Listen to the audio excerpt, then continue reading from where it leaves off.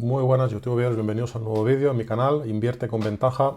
Vamos a comentar lo que ha ocurrido en los dos últimos días porque me parece muy interesante sobre cómo funcionan los mercados. Algo que realmente no es necesario comprender cuando somos inversores de largo plazo, pero sí que es desde un punto de vista intelectual sumamente interesante y también desde un punto de vista conceptual clave para actuar con cierta relajación en los mercados, ¿no? Para no dejarse llevar por el muy corto plazo y comprender más allá de los titulares de prensa y los titulares de los medios. Permíteme que te recuerde, antes de entrar en materia, que si te gusta este canal y quieres apoyar su continuidad, te suscribas al canal si no estás suscrito todavía, actives las notificaciones si no las tienes activadas, le des a me gusta a este canal, a este vídeo que estás viendo y lo compartas con alguien a quien le pueda interesar. Muchas gracias. Este es el gráfico del ETF del Nasdaq 100, el que replica al Nasdaq 100. En la sesión del miércoles, que es esta vela que estamos viendo aquí, pues la Fed subió los tipos medio punto porcentual, 50 puntos básicos, como se esperaba. Bueno, como se esperaba en parte, porque teniendo en cuenta el ruido mediático que hay, pues algunos consideraban que había un cierto riesgo de que subieran 75 puntos básicos. De hecho, desde la Fed, algunos miembros defendían esa posibilidad. Pero bueno, el caso es que al final el mercado, como ocurre a menudo, se adelanta, se anticipa. Y por lo tanto, desde hace meses se anticipa ese escenario de subida de tipos. Estaba previsto que subiera medio punto. Y por lo tanto, en el momento que se produce la noticia, se produce cierto alivio. Es decir, bueno, pues las cosas van más o menos igual de mal que se preveía. Y por lo tanto, en esa sesión, todas las personas que anteriormente han estado jugando esa estrategia, pues pueden tomar la decisión, algunas de ellas, de cerrar sus posiciones cortas. ¿Qué es una posición corta? Es una posición bajista. ¿Cómo se cierra una posición bajista? Comprando. ¿Y qué provocan las compras? Subidas de mercado. Por eso a menudo en bolsas está ese refrán que dice compra el rumor y vende la noticia. En este caso, en vez de comprar el rumor, es vender el rumor, es decir, bueno, el rumor, te anticipas, porque en este caso, más que comprar, lo que haces es abrir posición antes, estás bajista a los especuladores, y cuando se produce la noticia, se confirma lo que se esperaba más o menos, pues se sube.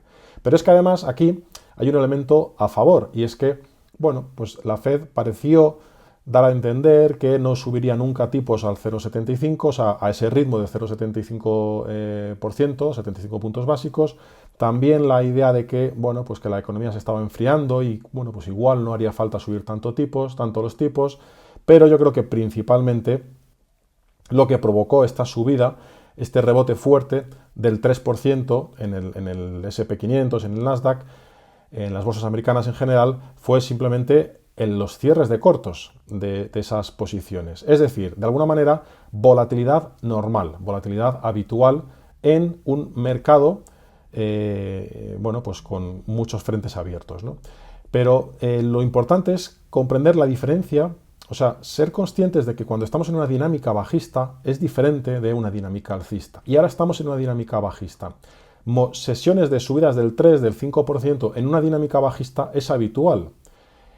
Y no significa que haya un cambio de tendencia. Para que pudiera haber un cambio de tendencia, tiene que ser una noticia que tenga un calado muy superior a una noticia que simplemente confirma las expectativas. Tiene que ser una noticia no prevista y no anticipada por el mercado. En este caso, esa subida de tipos pues estaba perfectamente integrada y prevista por el mercado. No había ningún elemento nuevo. Por lo tanto, esto debe de enmarcarse dentro de la volatilidad y no es tampoco una figura de cambio de tendencia ni nada del estilo. Es lo normal, es lo habitual en los mercados. De hecho, escuchaba en la radio el otro día una frase que me gustó mucho, citando a no sé qué economista, no recuerdo quién es. Dice, actualmente no estamos frente a la incertidumbre, estamos frente al trágico, a lo trágico. Y es verdad porque ayer hubo una noticia, voy a poneros, a ver si tengo aquí el gráfico, sí, el Banco Central de Reino Unido subió los tipos de interés y los sitúa en máximos de 13 años. Esto es uno de los gráficos que he publicado en mi sección de claves, donde voy poniendo, bueno, el origen de estas claves fue realmente poder tener yo mi propia base de datos con los gráficos que a mí me parecen importantes para describir lo que está ocurriendo y guardarlos y poder consultarlos en un futuro fácilmente, ¿no? En un momento dado. Es decir, que aquí en esta sección de claves también se puede buscar con palabras claves, se pueden buscar categorías y etiquetas. Bueno, fin del paréntesis. Bien, el Banco Central de Reino Unido ha subido los tipos de interés y sitúa los tipos de interés en máximos de 13 años. Claro, esto es un titular importante, máximos de 13 años, un 1%, teniendo en cuenta que hace prácticamente pues, 12 años que, como vemos en este gráfico, estamos en un entorno de represión financiera, los tipos de interés están prácticamente en encefalograma plano, después de una caída brutal para combatir la crisis financiera de 2008, no es mucho decir que estén en máximos de 13 años. Lo más relevante, lo más interesante es el comunicado del Banco Central de Inglaterra, nada optimista y dando la sensación de que ha subido los tipos de interés pues un poco forzado y en contra de su voluntad. ¿Por qué? Porque está avisando a la vez de que el año que viene, en 2023, va a haber una recesión. Es decir, está subiendo tipos sabiendo que la economía se va a enfriar por sí misma en el futuro, pero que no tiene más remedio que hacerlo porque la inflación está absolutamente disparada. Por eso decía que no estamos frente a la incertidumbre, sabemos que hay que subir tipos de interés, lo que estamos más bien es frente a lo trágico. Sabemos que hay que subir los tipos, a pesar de que sabemos que la economía en cierto modo se va a enfriar y a pesar de que todas las clases de activos están empezando a apuntar para abajo, que es un poco el mensaje que vengo lanzando en las últimas sesiones, en las últimas semanas, una especie de deflación de activos. Por cierto, hago un paréntesis para mis amigos del Bitcoin, ha ocurrido lo mismo.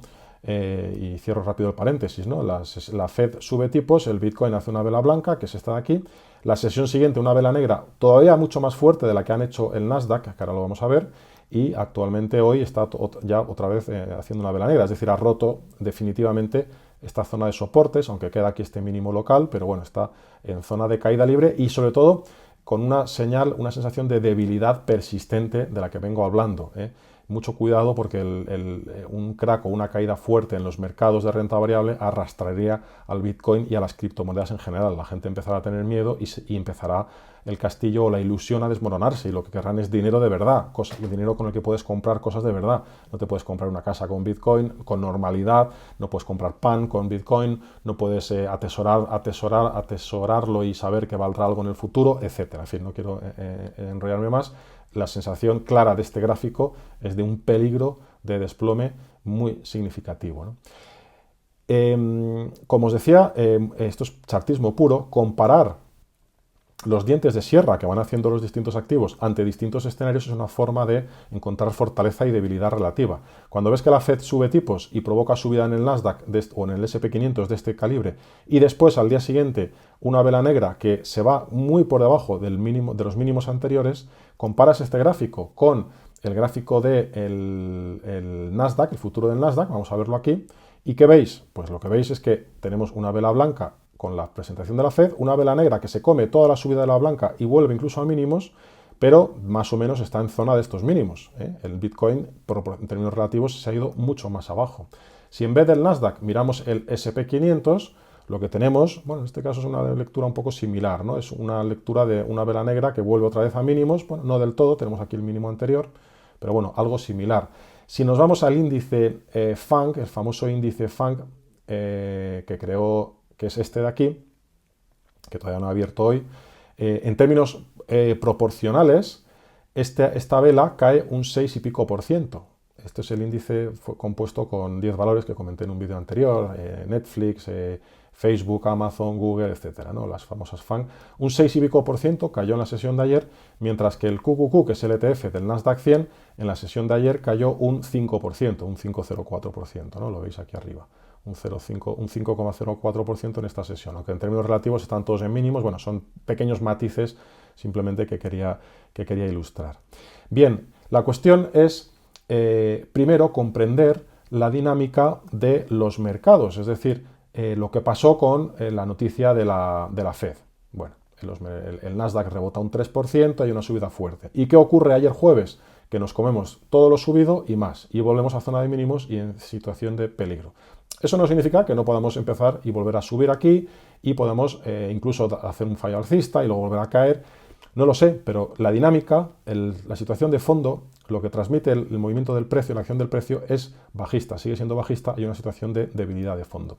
Pero es interesante también, más allá de los gráficos, y que es otra cosa que os quería comentar aquí, lo que ocurre fuera de los gráficos, a nivel macro y a nivel micro. ¿Qué ocurre a nivel macroeconómico, a gran macro? Bueno, pues ayer salieron dos datos impactantes, muy importantes. En primer lugar, los famosos Unit Labor Costs, que es una medida de inflación como, digamos, parcial, es, en este caso inflación salarial, es el coste laboral para las empresas, que como veis en este gráfico, que tenéis en mi web si lo queréis consultar, es extremadamente volátil, de un trimestre a otro es extremadamente volátil. Pero el dato de ayer nos marcó una subida de costes laborales del 11,60%, 11,60% en la parte alta del rango que suele tener de volatilidad desde principios del año 2000, últimos 20 años, ¿no?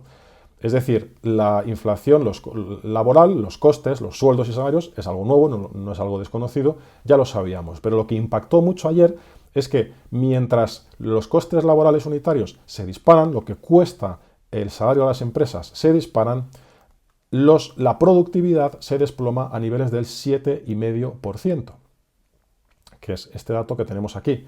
Y este dato también es volátil, pero también está en zona de mínimos.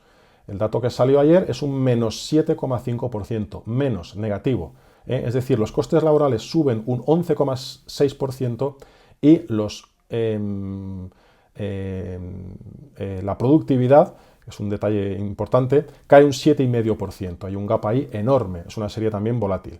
Llamativo también en esta serie que no veamos que en la era de Internet haya provocado que la media, la línea roja, haya cambiado realmente respecto a la línea anterior, es decir, incluso ligeramente a la baja, o sea, no parece que haya un incremento de productividad aquí notable. Pero bueno, en cualquier caso veremos, pero este dato de aquí de productividad a la baja es notable. Si las empresas o los trabajadores son menos productivos y cuestan mucho más, pues mal asunto para las empresas, ¿no? Mal asunto. Estos son dos datos macro que pues básicamente significaban que en la sesión de ayer jueves, back to reality, vuelta a la realidad, después del subidón provocado probablemente en gran parte por los cierres de cortos, por la confirmación de la noticia de subida de tipos de la Fed, volvemos a la realidad y salen unos datos macro realmente preocupantes, como digo, pues rozando lo trágico, porque sabemos lo que va a ocurrir, sabemos lo que está ante lo que estamos, sabemos qué es lo que lo ha provocado, los políticos y los responsables monetarios de bancos centrales, pero es difícil saber cómo evitar que se produzca ese ajuste, ¿no? Ese ajuste. Bueno, ayer tuvimos también en ese trasfondo datos de empresas que publican resultados, ¿no? Y tuvimos algunas de ellas, por ejemplo, Etsy, donde también tuvimos alguna buena, como puede ser Booking, ahora lo vemos. Etsy, que me parece que son, cosas de venta online, de gente que vende online cosas, ¿no? Bueno, pues ya venía con una tendencia bajista, le sentó bien lo de la Fed y ayer publicó resultados. ¿Y qué es lo que ocurre? Que en sus perspectivas anuncia que van a vender menos. Ayer, y fijaros lo que hizo, claro, ayer en la sesión de ayer caer un 16%, ni más ni menos. Desde aquí, desde la apertura hasta el cierre, hay un 16% de caída y con volumen, en zona de mínimos y con una debilidad previa muy marcada. Tenemos otra empresa que presentó resultados también, Wayfair, que es el venta de muebles en Internet, y también lo que decepcionó es la perspectiva de que anuncian que van a vender menos, que tienen previsto vender menos, ¿no? Que bajan las ventas en volumen, y que están vendiendo menos, que van a vender menos, o sea, que están vendiendo menos y que creen que van a ir vendiendo menos. Es decir, hay una peligrosa vuelta a la dinámica del confinamiento. Aquí es una tendencia bajista que ya existía y, por lo tanto, la presentación de resultados simplemente lo que hace es continuar con la tendencia anterior, con un pico de volumen muy fuerte y, en este caso, una caída del 25%. Desde aquí hasta aquí la acción cae un 25%, ni más ni menos. ¿Cuál más? eBay, más conocida. eBay también presentó resultados ayer y lo mismo, también lo que tumba el precio es el anuncio, un 11% en este caso, es el anuncio de que, de que la economía va mal, de que las perspectivas no son buenas, ¿no? También pasaba eso en Europa con Stellantis, que es el constructor de vehículos, de coches, que era antigua Peugeot. Que lo más interesante de la cuestión es que algunas de estas empresas, por ejemplo Stellantis, consigue mantener nominalmente las ventas porque suben los precios, pero realmente están vendiendo menos coches. Hay alguna, como decía antes, que se salva. Por ejemplo, Booking, pues dices, bueno, Booking, bien porque ayer subió un 3 y pico por ciento en un contexto de mercado negativo. Pero fijaros cómo lo hace, que eso también es una de las señales que tenemos que saber interpretar en el precio. Lo hace subiendo un 3% desde el cierre de la sesión anterior hasta el cierre de ayer jueves.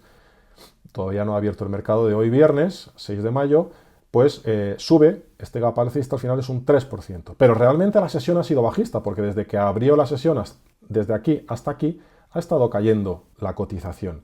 Y si miramos la variación desde la apertura hasta el cierre, tenemos una caída del 5,60%. Y eso también es una medida de volatilidad importante. Con lo cual, aparentemente, el precio ha subido, pero realmente no hay, aunque claro, lógicamente el aspecto chartista, el gráfico, ya sabéis que casi siempre, en la mayor parte del tiempo, refleja la realidad. Por eso es una forma alternativa a la de los contables que miran balances y analizan negocios, o los value, digamos, es una forma alternativa de ver qué está ocurriendo. Esto es una empresa que, bueno, pues está lateral desde hace tiempo, pero por lo menos no está bajista en un entorno donde hay muchas empresas que están cayendo fuerte, ¿no?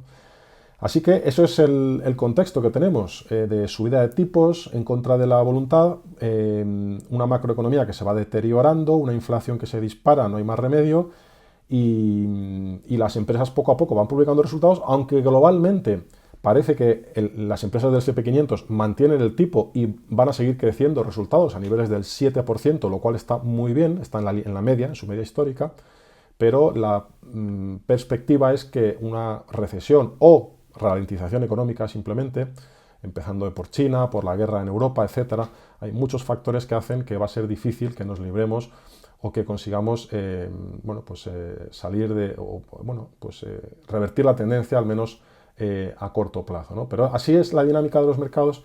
No hace falta, como os decía antes, mirarlos tan de cerca, ¿no? Por ejemplo, con esto termino, el ETF de bonos de iShares de 20 años, es decir, bonos de larga duración, sigue marcando un nuevo mínimo.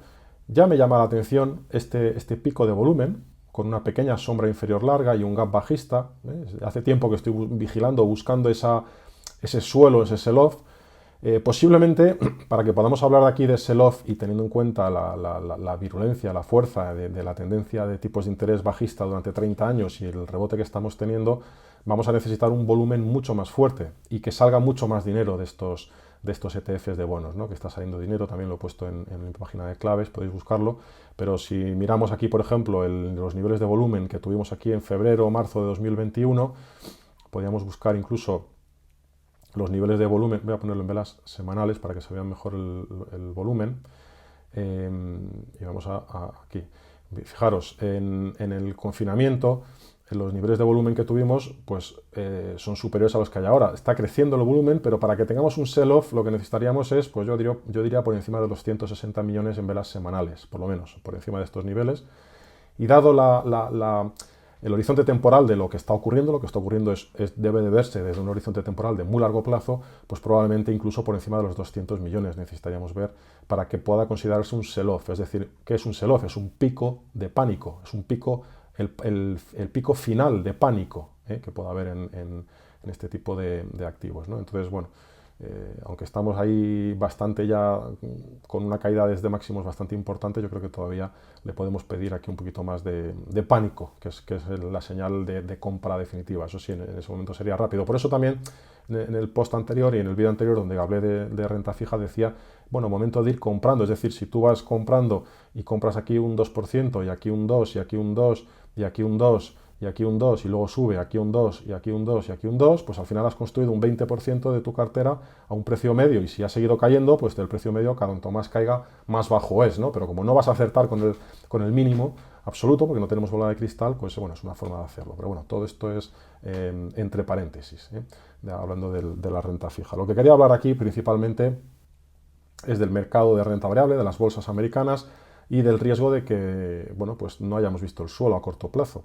Aunque hay un tema muy importante del que también os quiero hablar, que es la importancia de mirar a largo plazo y de ser consciente del riesgo alcista, del riesgo de estar fuera del mercado, ¿no? Como principal riesgo al que debemos afrontar como inversores de largo plazo, ¿no? A lo mejor el mercado cae aquí, se apoya en esta base de canal y luego a partir de ahí rebota, e incluso en un futuro a lo mejor acabamos haciendo una especie de fallo alcista por encima, aunque ya hemos hecho uno que es este, pero al final esto es una especie de doble techo y acabamos haciendo un fallo alcista por aquí para luego volver a caer, o no, o viene aquí el crack definitivamente, ¿no? Paciencia, sin prisa, pero sin pausa, y sobre todo con la cautela y el cuidado de no dejarse llevar y no mirar el mercado demasiado de cerca, porque al final el dato de la Fed, de subida de tipos, pues al final ha sido un movimiento de volatilidad, está volviendo ahora a mínimos y no lo sé, como os decía al principio, no tengo bola de cristal, a lo mejor somos capaces de volver a subir y estar así durante incluso meses.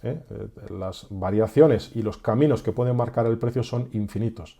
Lo que tenemos que tener en cuenta es que lo importante no es el camino, sino el destino. Y ahora mismo, para mí, a medio plazo, pues aunque, insisto, hay que valorar y cada uno debe de tomar su propia decisión de en qué grado de porcentaje quiere estar invertido en el mercado, para mí lo importante es pensar que a medio plazo, medio largo plazo, pero más bien medio, tendremos niveles por debajo de los niveles actuales, ¿no? Una forma excelente de aprovechar estos movimientos es con opciones, ¿no? Sin tener que esperar a que se produzca esa caída. A lo mejor esa caída no se producirá un rebote y si estás esperando a que se produzca esa caída, con contado no puedes entrar y tú estás esperando que de alguna manera el precio llegue aquí, a estos niveles, que es donde yo creo que tarde o temprano llegará, ¿no? Estamos hablando del futuro del Nasdaq, a estos máximos de aquí. Pero si no llega ahora o llega dentro de 2 años, pues mientras tanto te genera mucha incertidumbre. Una forma de estar invertido en el mercado parcialmente es utilizando opciones, ¿no? La venta de opciones put como ayuda a la construcción de una estrategia de inversión sólida. Pero bueno, eso es otra cuestión. Lo trataremos en otros vídeos más adelante y en una masterclass también que tengo en mente desde hace mucho tiempo y que tengo ya muy preparada y que sacaré también dentro de poco. Pero eso es un poco lo que guardo para los que habéis llegado hasta el final. Bueno, pues nada, muchísimas gracias por vuestra atención, por haber llegado hasta el final del vídeo y nos vemos pronto en un nuevo vídeo.